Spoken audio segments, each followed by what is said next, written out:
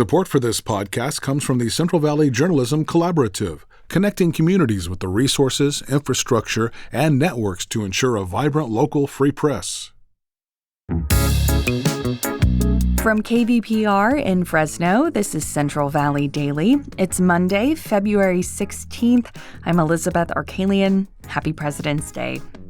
In 1948, a plane carrying Mexican farm workers crashed just outside of Coalinga. All on board were killed. At the time, a local paper referred to the workers as, quote, deportees. And to add insult to injury, the Mexican passengers' remains were pushed into an unmarked mass grave right there in Fresno, and they were never heard from again. Their families were never notified.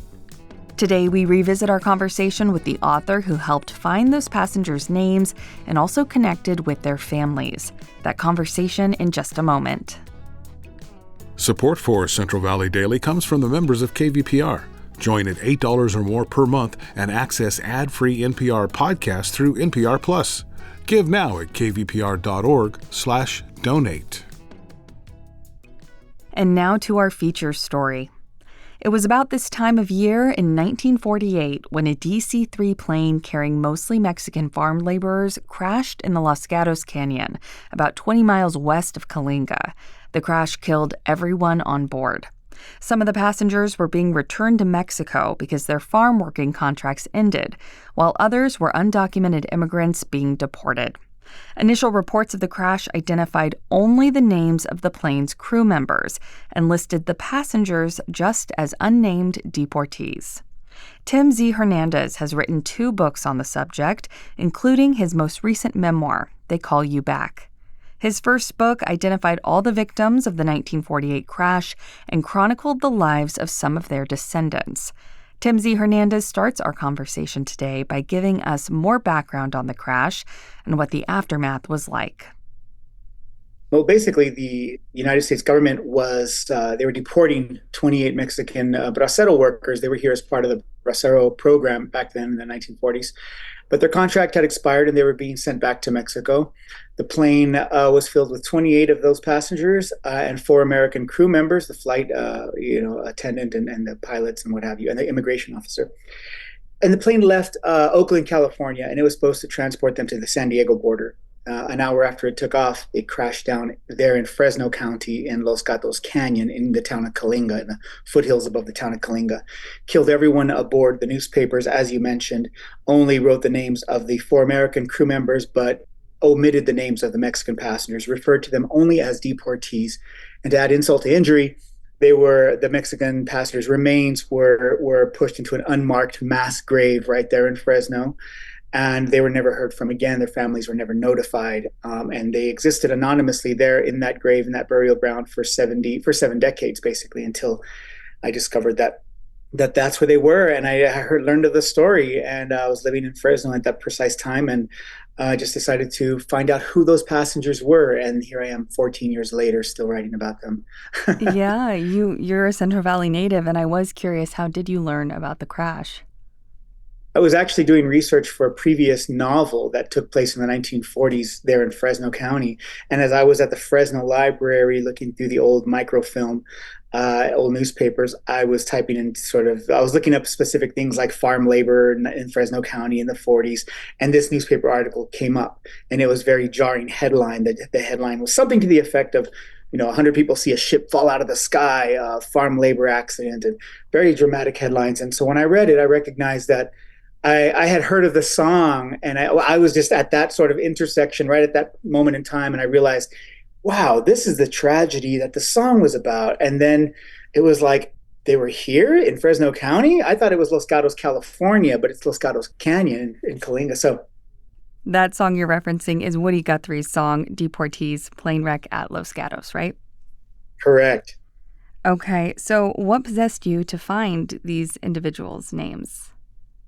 Well, curiosity is always what pulls me into any good story. And at the time, I was working for the California Humanities, to be perfectly honest. And my mind was sort of on that type of idea already, these lost or untold narratives. And so when I heard of that, I just went over, found where they were buried, and standing at unmarked mass grave has a kind of a gravity. It just pulls you into the mystery. And I felt like there's something wrong here, gravely wrong. And also, I might have the resources to find some answers. And that was really it. It wasn't to write books. It was just a very kind of like, I might be able to help this situation out and find out who they are. That's how it began. What did your research actually look like? How did you find these people's names and their family members? I mean, that just sounds so laborious. And how did you keep with that for years? Yeah. It's crazy because I want to say to the listeners out there that I wasn't schooled in investigative journalism. It's not my background, investigations of any kind. I'm a poet really. But I just have learned to follow my own instincts and curiosities since I was a child. And also, as my new book points out, I was pretty familiar with searching for people from an early age. My family and I would often search for family members who were in lost graves and unmarked graves since I was a kid. And so I think all those things are sort of inform a young person growing up, and they're dormant for years, and then one day suddenly it just makes sense.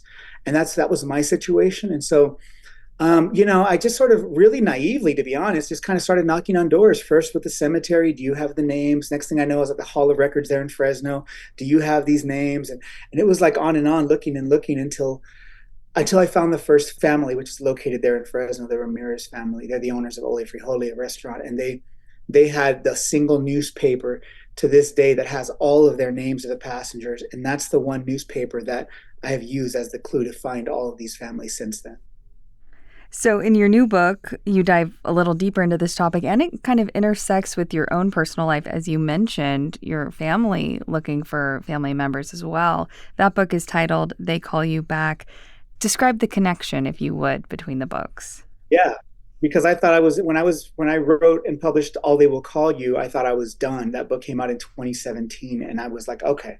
At that point, I found 5 of the families. I wrote about them, traveled through Mexico, traveled all over this country searching. I'm done with this subject. I've done all I can. I'm moving on. But as the book went out into the world, families began to find me. And families continued to call me and saying, I'm a relative. Years later, it just kept happening. And I finally kind of just thought, well, the story's not done with me, maybe, And so as I listened, I started to actually have to ask myself questions that came up from the families, like questions about generational grief, the grief we carry through generations, the trauma, and what it inspires and what it creates down the road for our lineages, right? For their descendants. What happened? I learned that some of the families grieved so deeply, their grief was so deeply from that loss that it affected their great grandchildren to this day, who are teachers, educators there in California, here in the United States, politicians in some case. Like, they're just folks who we see every day here, and how that one plane crash affected them. And it forced me to ask myself those same questions about my life and my family. So, and They Call You Back, the difference is that They Call You Back is about my searching for these families and what happened behind the scenes there, whereas All They Will Call You stays in the 1940s and is about those families at that time. It almost seems like the they in They Call You Back is like the ghosts of these people that Absolutely. You went searching for. What was that like for you to put that pen to paper and explain that to people, how haunting that was for you? Yeah, the they in this book, They Call You Back, it is. And in fact, the they in All They Will Call You was also, to me, still a very sort of pivotal word, an operative word inside of that story. And so I continued that. But this time it was like, who is they that I'm referring to? Who are they?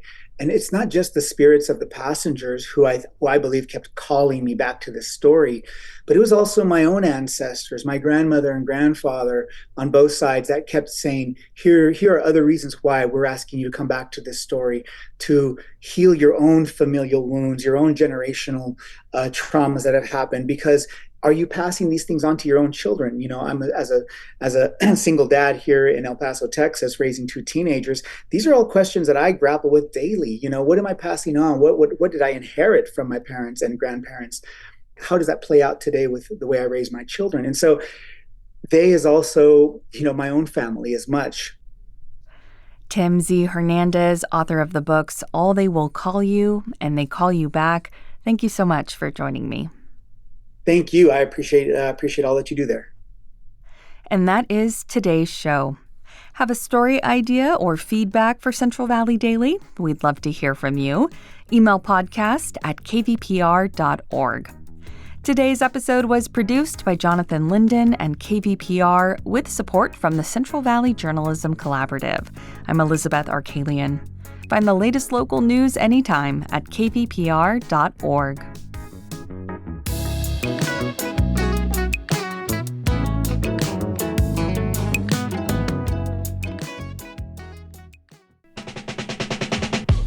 This is Tanya Mosley, co-host of Fresh Air.